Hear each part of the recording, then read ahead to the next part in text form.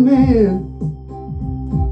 Man is only receiver, and all God does is always give.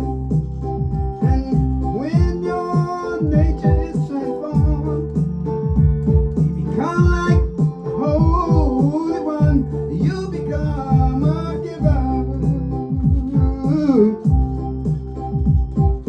What is the nature of man?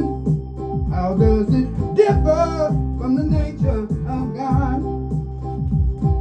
Man receives for himself, care about nobody else. God looks upon the poor and he gives them what they have to live.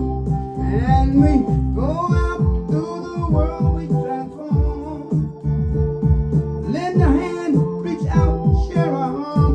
We become a giver.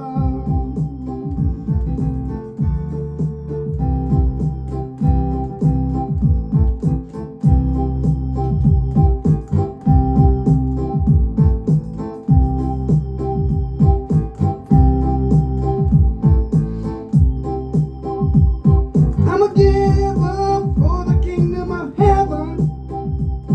Not satisfied like everyone is full.